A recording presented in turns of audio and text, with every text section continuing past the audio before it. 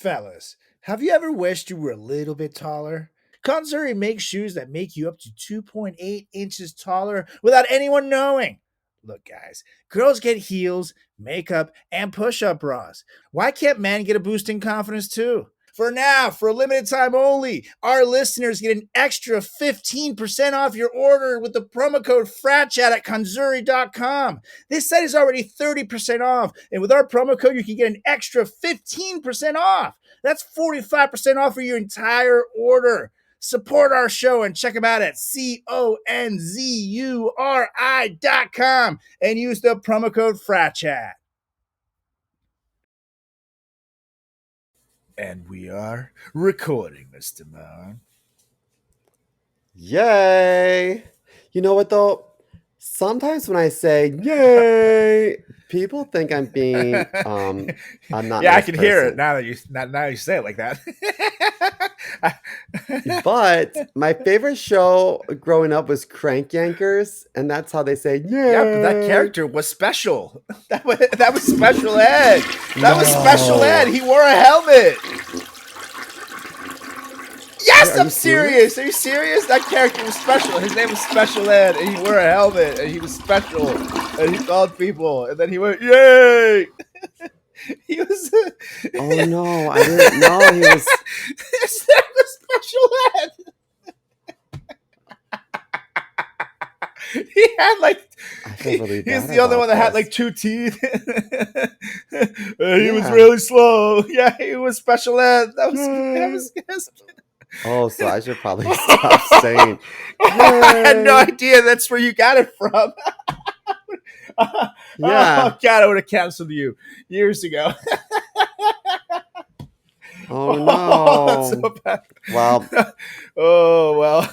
you live and you learn. Well, as you guys can hear, I Sorry, am now guys. in need of a new podcast co-host. So apply within. And cancel. And we're going to do this in 3, 2, 1. What are you doing? Testes in my mouth. Get on the ground, you fucking pledge. Ew. Welcome to the greatest podcast experience of your life. This is the Frat Chat Podcast. All young men like 3 things. Food, booze, pussy. Featuring Carlos Garcia and Chris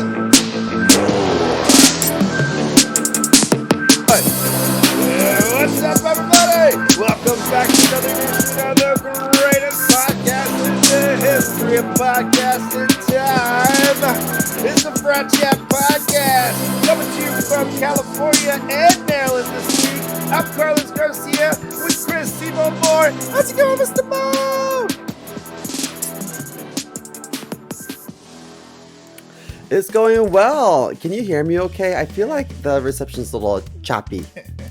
Oh, there you are. Yes. Can you hear me now? So that's a wonderful start. I was like, I feel like the reception's a little choppy. It might be me. I'm in Maryland. I'm not in my usual hub. In the huge. I thought maybe the. I'm in my childhood bedroom. I don't know if you can. Let me give you a little. I was gonna tour. say, you're in a twin bed. This is. No, I'm in a double bed. This is my piano.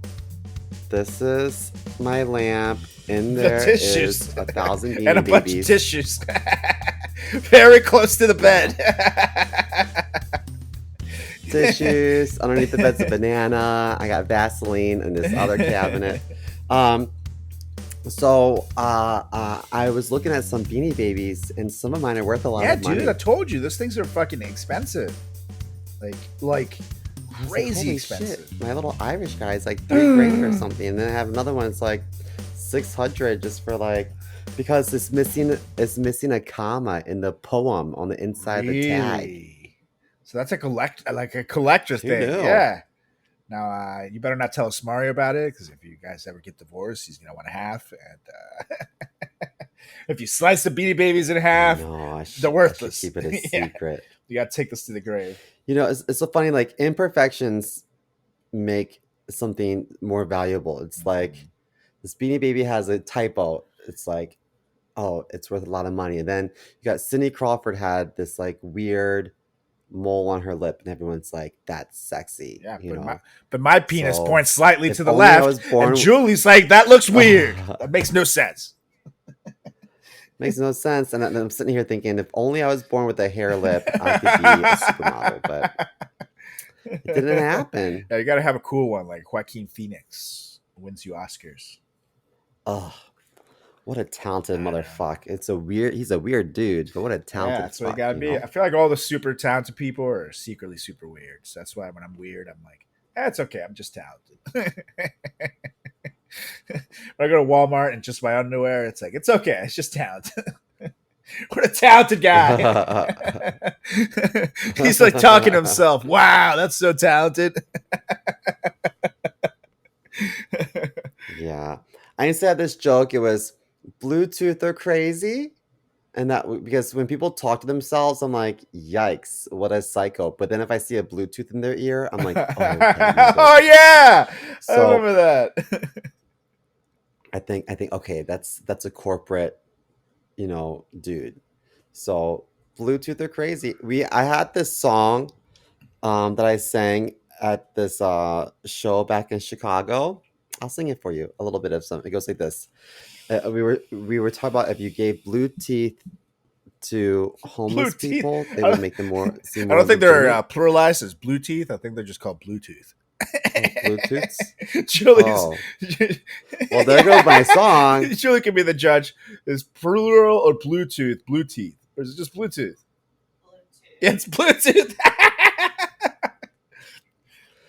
Tell her it's over for me and her, and good luck with her drive home. Because to be fair, on last week's episode, you said that someone was an archetype, and we meant to say archaeologist, and I made fun of you. So you made up a Yes. word. Well, it turns out you did not make up a word. That is a word. It was just used on the wrong. It's not an Oh, archaeologist. An archetype is a type of person. I ran around the apartment saying how smart I was. So I made up Julie was in the words. car like, Well, yeah, that is a word. It is a word. I'm smart. That's what she does. It's like okay, just flaunt your college degree yeah, that you she's like, earned I went to without Cornell. drinking your way through college. My degree's important. Well, My well, parents are anyway, we proud. had this song. we did this show called Poverty Christmas Pageant back in Chicago. It was Lights Out Theater Company, and it was a sketch comedy show. And we had some musical moments, and we had this song, and we kind of made it kind of like "We Are the World" type. Um, does that mean remember that Yeah, that yeah, song back yeah. in the day that Michael Jackson? Okay, so it was called Bluetooth for the homeless because we thought if we just gave out Bluetooths to homeless people, then maybe they can get a job. So the one part of the song was like, it was like um something at the end I said, calling out to you, Tooth. Do you have a Bluetooth to add to my stash of blue teeth that we're giving out to bums? If you don't have a Bluetooth, we will take a check. Blue teeth and checks. Hey, blue teeth and checks. And so I passed around a basket to get blue teeth from people in the audience, and they were like, "Who the fuck is? No, I don't have a Bluetooth to give you. Are you kidding me?" It was so funny. I'm not gonna lie, I love that concept, and I totally remember that your joke that you give a homeless woman with Bluetooth. I love that. Shit, that's a classic. You guys should have recorded that. I think the chorus was like, "Give a Bluetooth to a homeless, a hands-free helping hand. Together we can turn that bum into a businessman." And then I mean, it went on and on and on, but It was a 6-hour song. it was funny. 6-hour long song, and we really It made had a a difference. 43-minute piano solo in it, but yeah, two homeless got Bluetooth. It did. It was this guy from Crank Yankers using two fingers, and he had two teeth. But I don't want to say anything bad about him because I might get canceled. To be fair, Simo didn't know that it was a special doll because they both read at the same level. So Yeah, probably. See, he's just like me. Oh. Yeah, pretty much. Oh God. Anywho, Oh God. how's California? California is awesome. I'm here for my last day. Oh, hopefully, because there's this California, hurricane that's supposed to hit that tomorrow, so about we might be it. stuck here for a little extra. But for now, this is our last day. A hurricane? Yes, there's a hurricane about to hit Southern California, but I'm not gonna lie, details are very sketchy about this. Like normally, it's like everybody knows about the hurricane, everybody's prepared.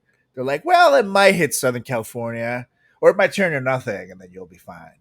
And I'm like, oh, A sketchy hurricane. It probably has an Italian name like Vino, Vinny or Dino. what is the name? What's the Let's name? see. Hurricane California. Oh, oh. Its name is Hurricane Hillary. Okay, it's on the way. Okay, it's very crooked. Okay, Hillary? It's a very crooked hurricane. Okay, that's when no one knows what it's doing. Okay, it's Hurricane Hillary, and it's in the way. Okay, I told you. I told you what's gonna happen. Antifa's gonna come in your neighborhoods. Okay, and then Hillary's gonna send a hurricane. Okay, and here we are. Hurricane Hillary. Wow. Speaking of the name that I don't want to mention because I think he's a piece of shit. What's her name? Rachel Maddow. I was in like Union Square area, or more like Chelsea, and I was in the same shop as her, and I heard her telling the associate that our ex-president Trump is going to jail. He is going to jail. President Trump is going to jail. I mean, isn't that amazing? And I want to be like, oh my God, Rachel, that's so amazing. But I don't know her like that. So I was just like, okay. But I was like, can you believe that like the leader of the free world could very well be behind bars in the next few months? How amazing is that? That is so wild though, dude. It's like I was watching TV yesterday and he has 91 counts and 4 cases against him. And it's like but yet he is the front runner to be the political presidential candidate at the next election. Well, I hope he can run his campaign behind bars. And it's like it just blows my mind that they said it was when during like 2020 when everybody was protesting and stuff, and then he gassed that church to take that photo up with the upside down Bible. Damn it. Hold on.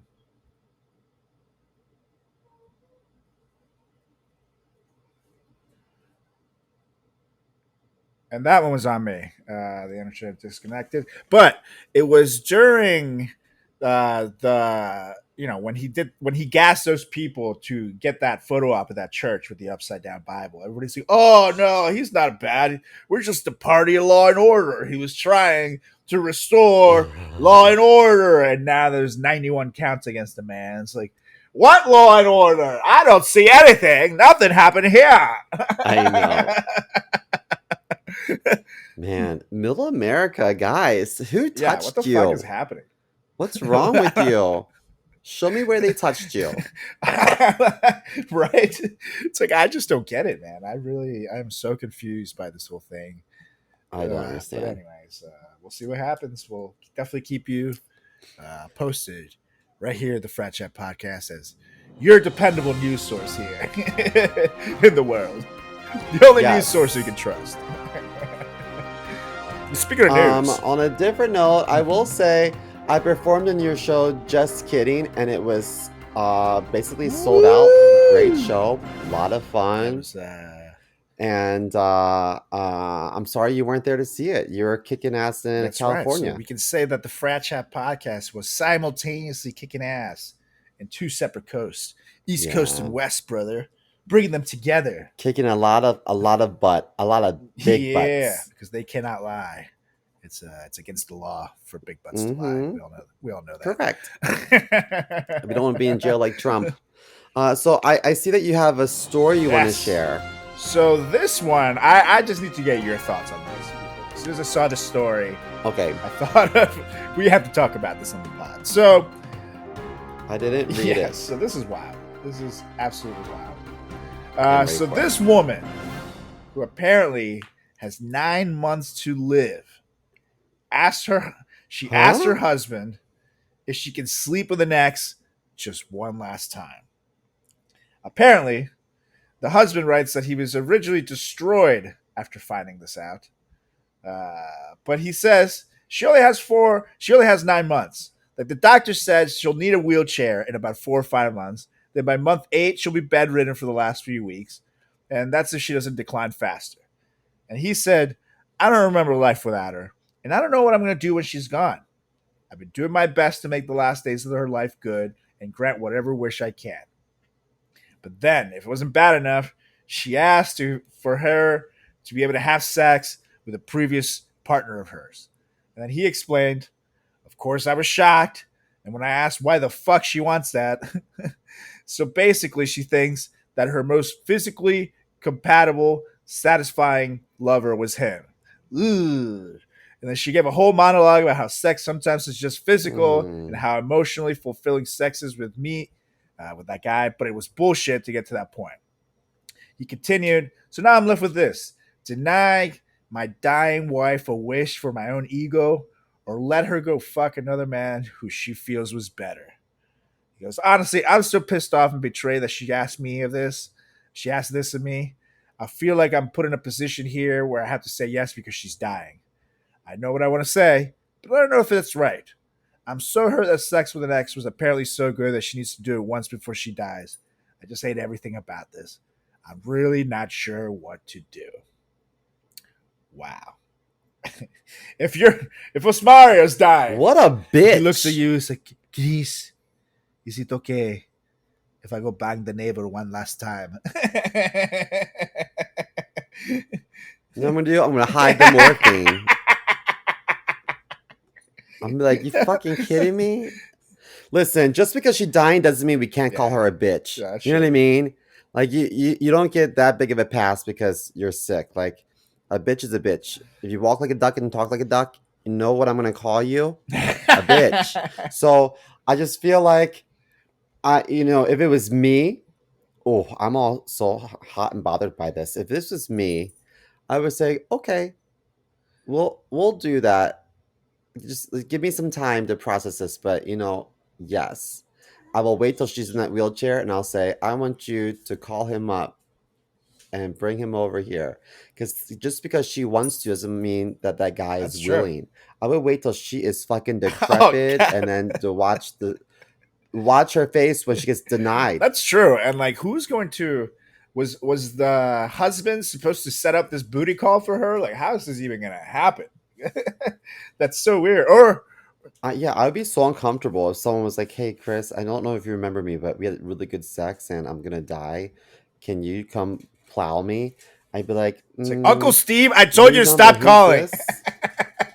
Uncle Steve. Mm. Yeah, no, it's freaking wild because it's like it makes me think that maybe she's been talking to this ex all along, and now she just wants the excuse to be able to hang with him. Because it's like, how the fuck? What? That's just weird. It's just weird. Summer is coming. Are you ready to unveil your beach bod? Manscaped is here to ensure your body is ready for the wild with their game changing full body grooming and hygiene products. Don't be the guy at the beach with Austin Powers chest hair, baby. And if you grew some winter man tits, the least you can do is make sure they're hairless. Because the ladies love those hairless titties, believe you me. It's time to get ready for hot guy summer by going to manscaped.com for 20% off plus free shipping with the promo code FRATCHAT. Yeah, I'm just Yeah. saying that's such a betrayal. I mean, ugh, I hope that when she's feeling a little loopy, he revisits her will and gets whatever he needs to because he deserves it. Yeah, I think uh, honestly, I've been there. I've been there with someone in hospice care. You see the decline and stuff like that, but I can't imagine being put in that situation. So to whoever that guy is who posted on Reddit, I, I hope you find love the next time. because that is just shitty. Ugh, that is Me shitty. too. Because I don't think people realize. I know, like I when you have when there's a couple and someone is terminally ill, both of them suffer, but in different ways. You know what I mean? But it Right. sucks for everybody. And so I just think that she isn't being very sympathetic to what he's left to do. I mean, I know that she's dying, that sucks, but Right. he's gonna bury his wife and live the rest of his life without her. I mean, it sucks for both of them. And so I just don't think she's being very sympathetic to what he might be going through, you Right. know? Right. Absolutely. And Yeah, she's a hoe. Fuck that hoe. Buddy, if you're listening, I hope it's only a few months left. I hope you posted this late.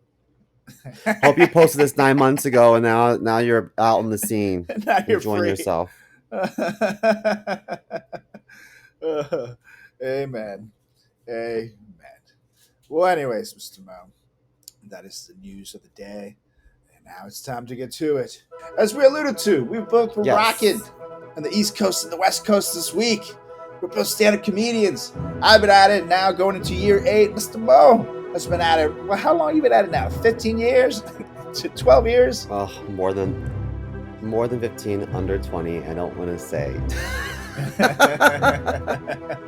And so combined, we've been at it for a long time. And people always say things like, "Oh my God, dude, you do stand up?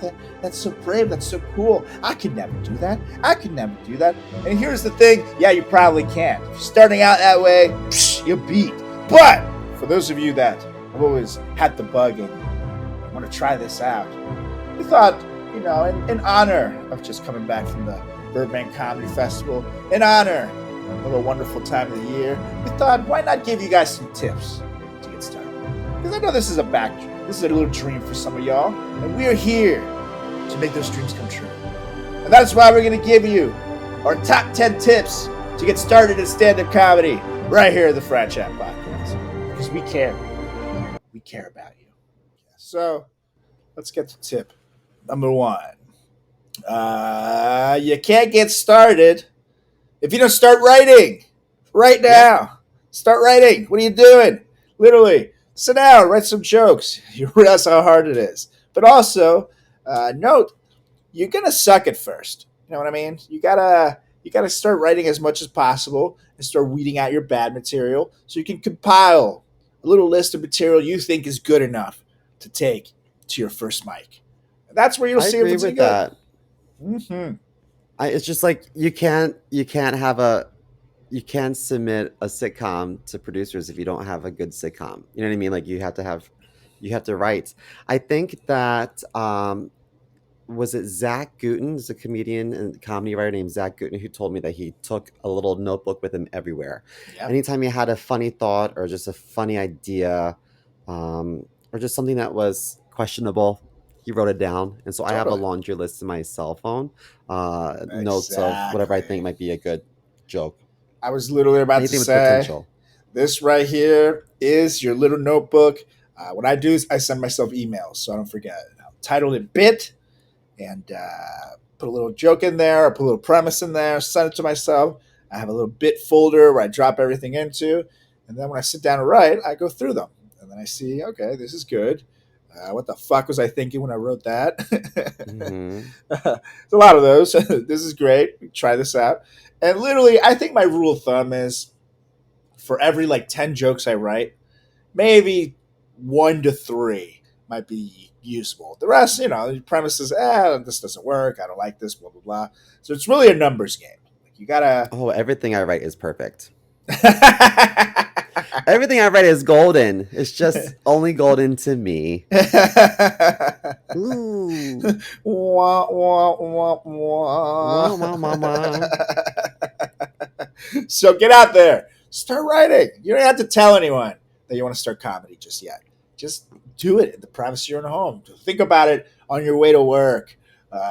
When you're walking around, the asshole barista that fucked up your order. There's plenty of material out there in the world. So start getting it. Think about your past. Think about your relationships. Think about your family. Think about your dog. Think about foods you eat. The sky's the limit as to what you can write for. So You can't do it though unless you start. So get on it. Yes. And as you're writing, I think it's important to commit to your perspective and just to have an opinion. Yes. Because you're not gonna make everyone happy. Not everyone in the world is gonna think you're funny, and that's okay. So just remind yourself that you can't make the whole world happy, and it is what it is, and that's just a risk you're willing to take, and just to have a perspective. Because I Yes. I think that like what I enjoy most about comics these days are comics that are different than me and add a lot of diversity and have perspectives I've never considered. Totally. So I like that. I like when people are different, but what I don't like is when I see a gay comic on stage just talk about butt sex. Okay, yeah, well, I've heard it before. Yeah. When you have a finance bro talking about oh uh sex and drugs and relationships and women blah, blah, blah, blah. It's just like I've heard it Right. all before. Do you know what I mean? But I like to have Totally. an interesting perspective. Yeah, absolutely. And like Seba said, one important word that you said is commit. Sometimes, they want to dip their toe in, they don't know. If you're honestly, I don't do politics in my material, but if you're gonna do it, commit. Do the characters. Talk about what it is you want to talk about. If you're gonna talk about you want to do mess around with an accent that your grandma used to have, fucking commit. You got to do it right, or else people are not gonna find it funny. So it's one of those things where people are afraid sometimes to look silly. But guess what? It's comedy. You're supposed to look silly. It's funny. You make people laugh. Yeah. So if you're terrified to put your best foot forward, then you'll never ever truly be funny. So commit. I think it's very important to definitely By the way, commit can to you your hear my perspective. mom's dog barking? A little bit, but it's not too bad. Oh, now I do. I don't hear her. Damn, what kind of Nice. dog is that? Sounds Do you want yappy. to you want to meet her? Yeah, bring the dog. Okay, give you one sec. Puppy, puppy. My God, you're such a dramatic little hoe.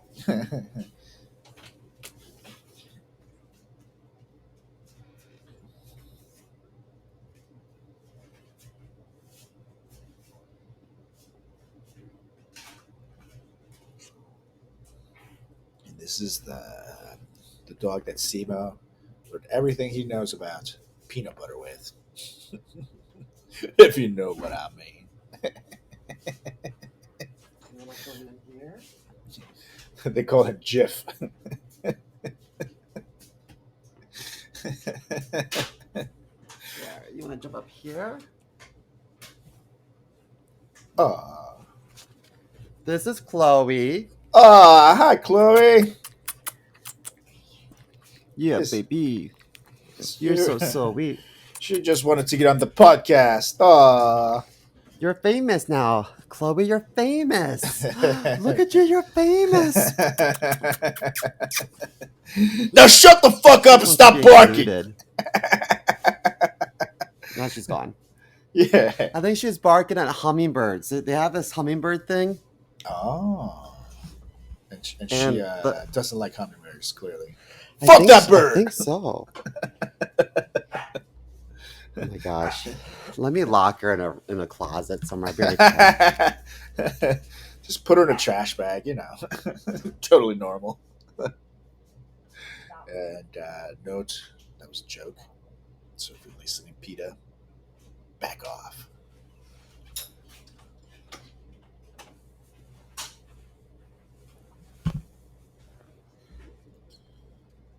Wow, I'm sorry for all those distractions. I talk about how badly I want a kid sometimes. I'm like, if the kid was noisy, I would kill it.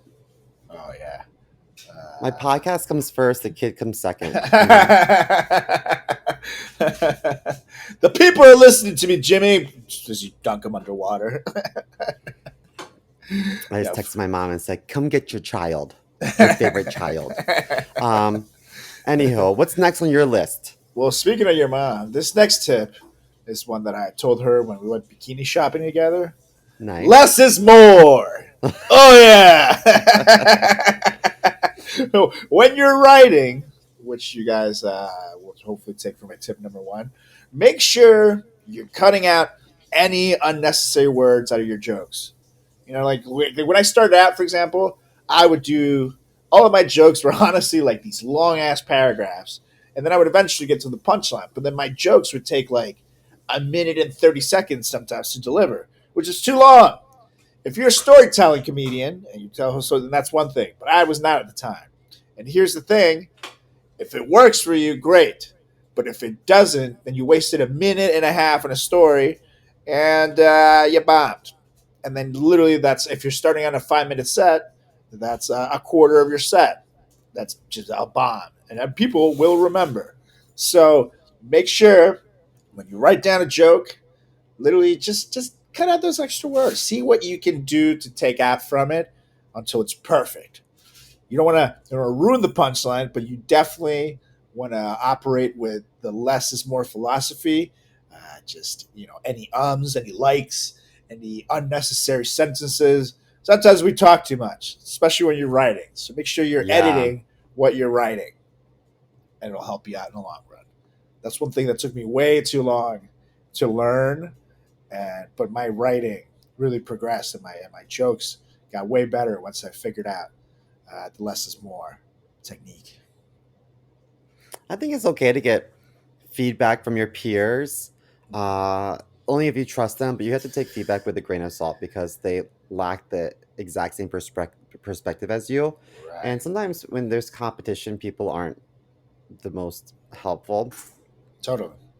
That's one But thing. I think it's okay to get feedback. I always test my jokes out with my mom because I as like a sensitivity listener, because I want to know if it makes her skin crawl, and that's not always my intention. Right. So I like things to be cutting edge, but I don't like them to be so overtly irreverent that I'm losing more people than I'm gaining. You know what I mean? Totally. Totally. And I do the same thing. I'll go up to Julie and see from a normie, a normal person. Hey, is this funny? Do you think this is good? Do I get across what I'm trying to get across? And she's pretty honest. So Yeah. or and I'll get to this. Or maybe she's lying to you because she's afraid you'll hit her. It was an Julie, accident. blink twice if you're scared. I was winding back my throw, and then I hit her. It was a total accident, and then she fell down some stairs, and it was a whole thing. It happens. And those kick bruises, again, total accident. She got in my way when I was practicing my kickstand line. Yeah. That'll do it. Greek sing practice. Exactly. You know how it is. 5, 6, 7, 8, and 1, 2, 3, 4, 5, 6, 7. Clean. God damn it! I said clean. My God. Damn it. So yes, less is more. What you got, Mr. Mo? What you got? Well, that was mine. Take feedback peers. from peers with Yeah. a grain of salt. That's true. And I go to, I would go to SEMA. Me and you would, especially during the pandemic when we had nothing else to do aside from this podcast, we would send each other jokes back and forth. But yeah, definitely take feedback from your peers and find a trusted one for sure. Because there are, Yeah. like Simo alluded to, there are some haters in the game, especially as you get competitive, who might deviate, send you the wrong way a little bit. Oh, no, that's not funny, even though it is funny.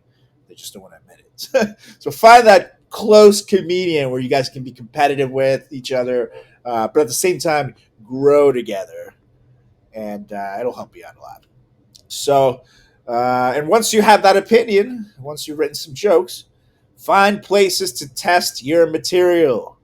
This could be, go to an open mic. You got a bunch of jokes. Open mics mostly give you 5 minutes, so you can start getting used to how it is being on stage. Like the lights are going to be bright, all these kind of things. You can start getting used to looking at an audience. But most importantly, you can figure out your stuff works, how it feels to actually say it versus writing it. That's what you'll realize. Maybe some words are a little clunky in there that I got to tweak. Maybe I'm not getting to the point quick enough. But you got to have places to test your material before you bring it onto a normal show, a show you're booked in. Because if it doesn't work there, you're going to look like a piece of shit. especially starting out with. So I also don't think it's a bad idea to start your own open mic. If you have a favorite bar and they could use some business on an off night, create totally. your own open mic. Absolutely. And that's a way for you to also start meeting comics and get yourself out there. So maybe even getting booked. So I think that's a genius idea.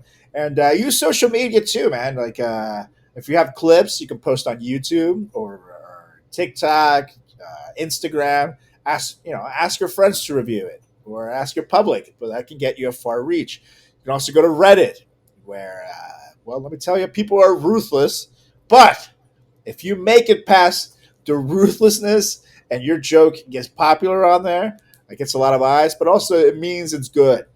Because, like, for example, Redditors, you should Google a joke before you put it out there just to make sure that there's no parallel thinking. But sometimes it makes it past the filters.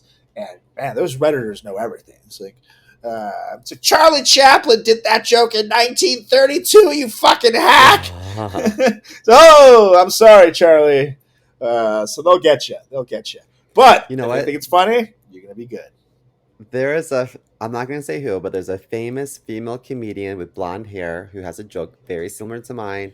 And people came at me sideways about you copied so and so's joke. Yeah, But I actually had a video of me doing the joke 10 years prior. So there you go. it saved my So good. ass. No, for sure, man. And they'll call you everything under the name. Just prepare Every name in the yourself. book. Yikes.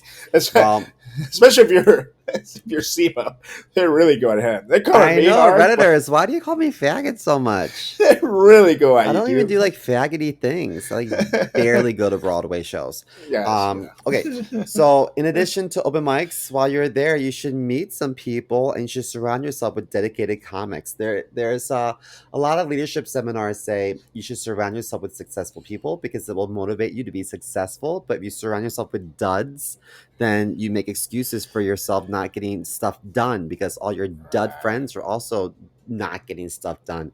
So if you can surround yourself with people who are really hitting the open mics and the comedy scene hard, it's going to motivate you and you guys will motivate each other and you'll help each other out. So yes, surround yourself with dedicated comics uh, to help motivate your craft.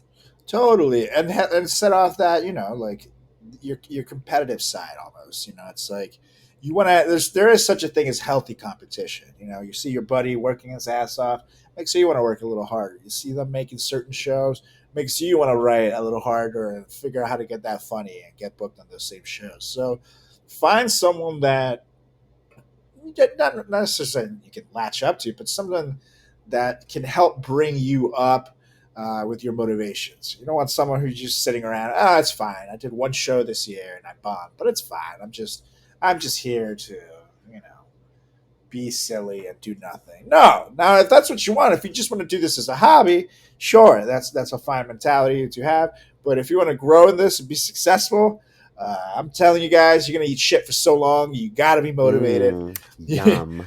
You gotta have the drive to get out of where you're at because I'm telling you, we've been at it for so long, and some years are still tougher than others, but it's not an easy business. Let me Well, just let say me that. ask you this. Do you think the majority of comics are brave, or do you think the majority of comics are delusional? Because there's two types of comics out there. I was literally about to say there's a little bit of both, because there are some that are definitely brave and really good, but there are also those who are absolutely fucking nuts and who I don't know. They think they deserve better, or they think that they're better than everybody else, and they think that they're stars when they're not. I also think people think that it's much easier to do this than it really is, and then they get up there and they have like this sense of delusion going on with them. Uh, like you alluded to finance bros, for example. I've been to so many mics where like a finance bro is up there and he says the most offensive shit I've ever heard and thinks those are jokes. It's like just because you're being rude does not mean you're being funny. Like there has to be a punchline in there somewhere. Correct. If you're just saying every word you're not supposed to say into the book, you're not being edgy, bro. You're just being an asshole. So yeah, I see so much delusion in there. But I feel like that's also show business, man. And you got to have that a little bit. You know what I mean? Because you could be the most talented motherfucker in the world and never get noticed. So I feel like in some ways, having a little bit of bravery and a little bit of delusion is a good way to keep you going forward, man. Maybe, yeah. Because it's hard. It's hard out there. But you also have to know, if you're out there, and you're doing shows and or mics or whatever, you're doing anything in comedy, and no one's laughing. It's not the audience. Now, if you have it's you. If you have a joke that lands everywhere else, but then it doesn't land with your audience, that's fine. That's totally fine. But if you have a joke that never lands, it's you. You know what? I have a lot of religious themed jokes and they land all the time. But one time at Broadway Comedy Club, I was doing someone else's show and there was a whole bunch of like clergy people there Oh and they yeah. hated it. They did not like all my religious jokes. They also did not like the attention I was giving them. But I can't base my whole material on that one time, you know. Exactly. They That don't shook matter. exactly. It's just the Yeah. one time. But now, Sorry, Father Thomas, you don't matter. yes, but if you go 10 times and 10 audiences and none of them laugh, then that's probably has something to do with you. But I have to Yeah. say, I did a You're the common denominator. yeah, I did my Father Thomas rapey joke in front of like a clergy crowd, and I was just waiting for them to like hate me, and then they laughed, and that made me be like, "Well, you know what's up. You know what's going on behind closed doors. You're Like, not we get denying it. We get it." it. We brought Father Thomas with us. Say hello, Father Thomas. They know the deal. So funny. What else do you have? Okay, for What are this the next one. tips? This is one that it depends on who you want to be while you're up on stage, but figure out who you're writing for. You know what I mean? Is it you? Is it part of your personality?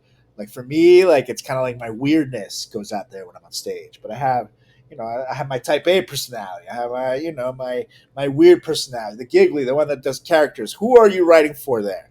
Is it Carlos? Is it Carlos doing a character that maybe is an old man who hates kids? Is it him? Am I doing a character that's a kid who has never lived life? Is it an idiot? Is it ignorant? Is it Donald Trump? Who are you writing for? Because depending on that, they're going to have a different voice and they're going to have different jokes, and you'll be able to get away with a lot more. Like for example, when I do me, pretty much stick to my experiences. I make fun of myself, make fun of my family, my people, whatever. But when you're being something like Donald Trump, you can almost be like super racist, and people expect that out of him. So you get away with it. So just know who you're writing for, because that will also give you different types of material. So you're committing to your premise. Exactly, as Mr. When you Mao. said who you're writing for, I thought you meant think about your intended audience. Like, who is it? Do That you want to also make it true. family friendly, or do you want to make it X-rated? I prefer X-rated personally. That's definitely true. Talk about your dick. You see, Draw a I like. picture. I think my comedy, I wouldn't call it family friendly, but it's like dirty-ish clean. Like I don't necessarily talk about like sex and gross stuff, but I do mention rapey things sometimes. Well, you could do your stuff on a late night show. I don't think I Oh, could. hold on, I hit Siri.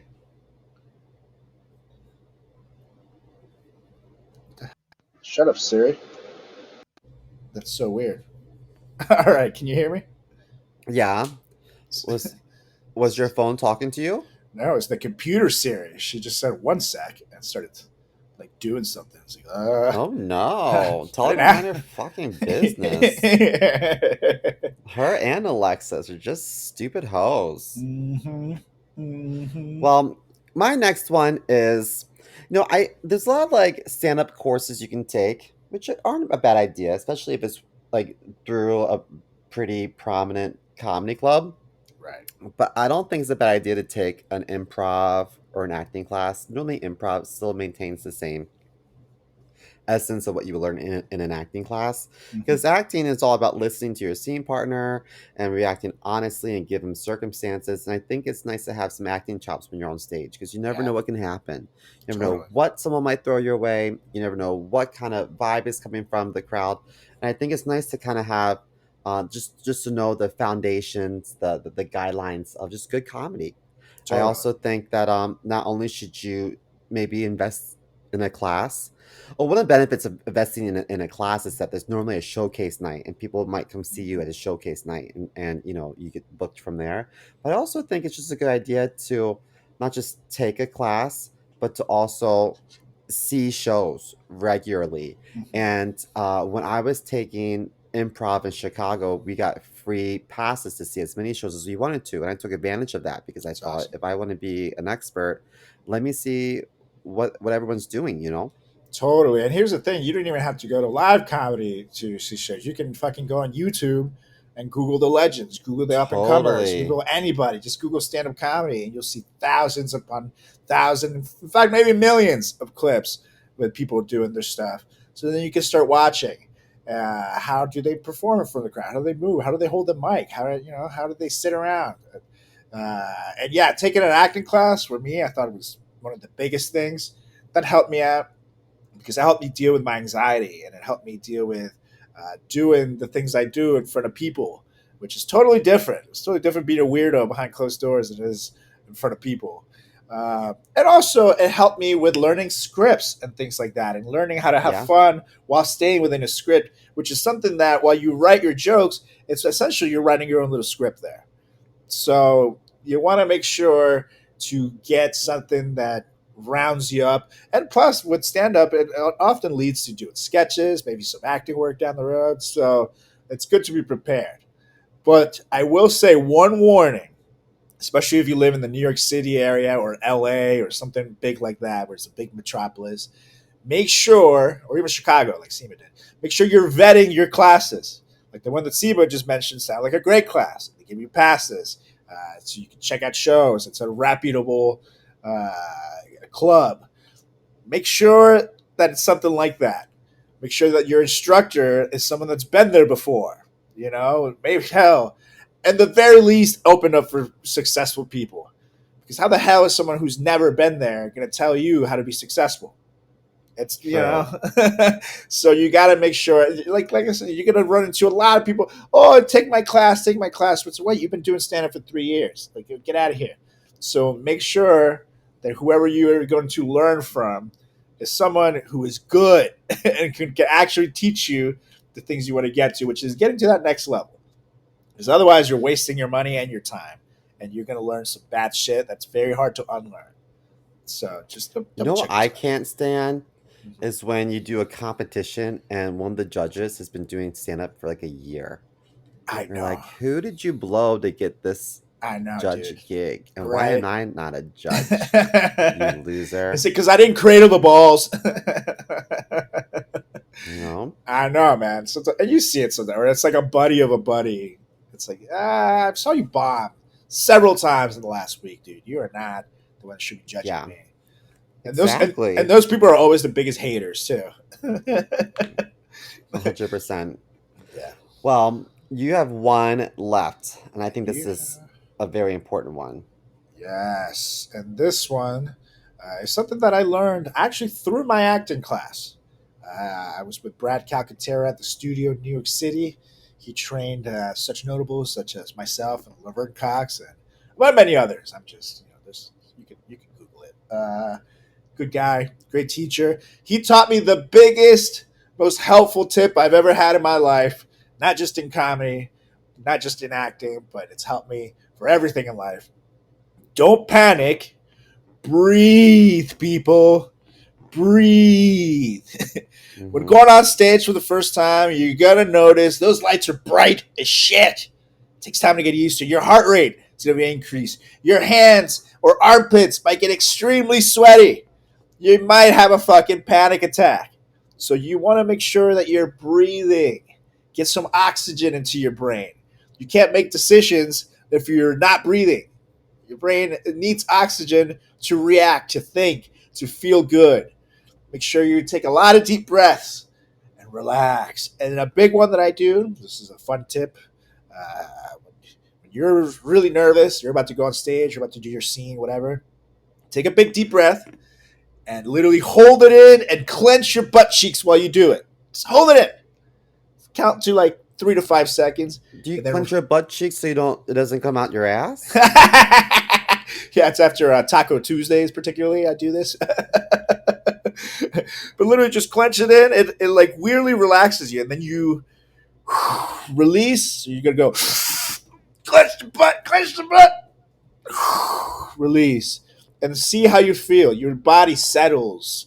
Everything relaxes. Everything feels smooth. You feel more centered, and trust me, it's gonna make a difference. But when you're about to go on stage and you feel the tension rising, check whether you're breathing.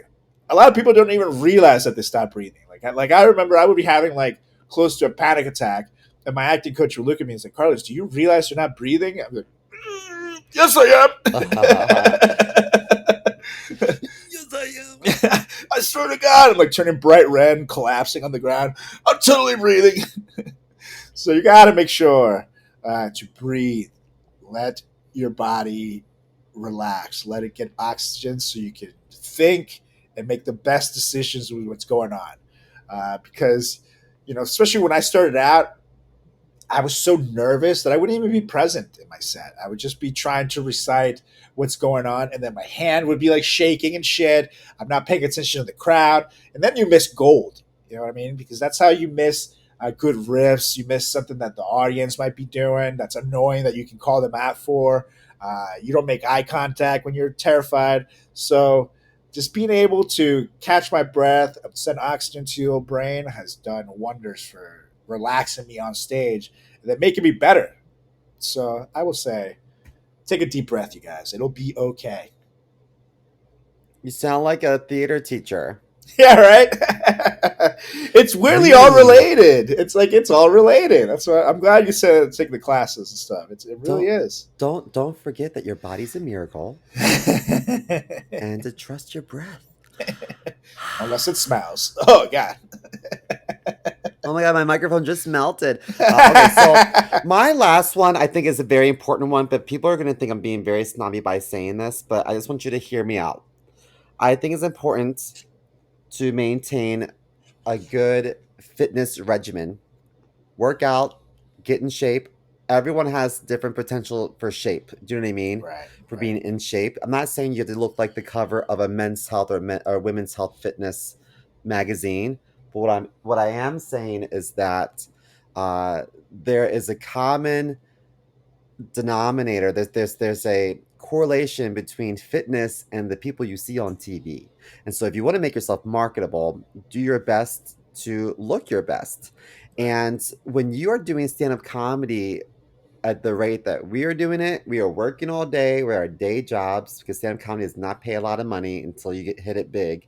And then we're doing open mics and show after show after show in the evening. And so it's easy for us to fall into bad habits and just eat whatever's fast, like at McDonald's or Chipotle. It's easy to fall in bad habits and just, drink because we're given free drinks a lot. But you Right. have to maintain a healthy lifestyle because you're not going to survive and you're not going to be attractive to an agent if you don't look the part. Right. And no, if you're like a fluffy or something like that, that your whole thing, well, it's not your whole thing. He doesn't, he's a very talented guy. He does way more. But it's part of his character is to be a big, chunky guy. That's your thing, okay. But if it's just, a pot belly is not it. That's not committed, like Simo says. But you also got to be in stage shape, man, because people don't realize it's like just commuting to shows, going up and down the stairs or taking the train, whatever. Like you might show up and be a sweaty, fucking gross mess, and then no one wants to fucking work with you when you're gross. Yeah, So, I'm not gonna say who it was, but there was a show I did recently, and someone came in a little bit late and like ran there and just could not catch their breath. Even on stage, they're like, "I'm so sorry, I literally just ran here." I'm like, "You ran here 5 minutes ago. You should be right, like good now." right, Sick exactly. fuck. What's wrong you with you? you got to be able to Lay off perform. the jellies. And also because when you start out, you're doing 5 minute sets, but then eventually you'll get that 8-minute set, 10-minute set, and then eventually you're going to get a 15 to 20-minute set, and then you're working for the half hour to hour sets. So being on stage for 30 minutes is exhausting. I've done it. It's fucking crazy. You have And sweaty too. Don't you? exactly. I sweat so much on stage. Me too, dude. And again, those lights are hot as fuck because they're very bright. Now we're used to it, but you first start out, you realize just how hot and bright it is. You're in a room packed with people. You know, all the hot breath is going your way. It's warm while you're up there, so you got to make sure that you are able to fucking last that long. Otherwise, you really will burn out of fuel. So you got to be Yeah, in at dude. least shape enough to be able to carry yourself to the stage no matter what you're doing, your commute is. Get there, do your show, and get out, and maybe even like meet some audience after the fact. You can't just collapse after your set. So I think that's a good one. I know people will give you slack over it, but I think it's a really Well, good one. let them, because they're probably self-conscious about how they look naked. There you go. It's a you problem, not a me problem, boy. That's right, unless you're in the room that time. But we'll talk about that. Correct. But Anyway, anyway, well, that's our list. that's our list, you guys. So let us know. Go do something with it. That's right. Get out there and be somebody. So let us know what you thought of our top 10 tips to get you started in stand-up comedy. Follow us on all social channels at Frat Chat Podcast. That's on Facebook. That's on Instagram. That's on YouTube. That's on Twitter. Make sure you follow me as well at Carlos Does the World on Facebook, on Twitter, on TikTok, on YouTube, on Threads. Carlos Does World on Twitter. And make sure you follow my good buddy Simo over there at chris.moore.comedy on Instagram, on TikTok. It's C More Comedy on Twitter machine, and Seymour69 on Grindr if you're still on there. Yeah, and living with halitosis on Threads. That's right. All right, you guys. On that note, Mr. Mo, it's time to go. So why don't you get us out of here? I like the motion to adjourn this meeting. And I second. Yes. All right, you guys. We'll be back next week with another edition of the greatest podcast in the history of podcasting time. Now both back on the East Coast. The Frat Chat Podcast. See ya. Bye, betches. Betcha ass.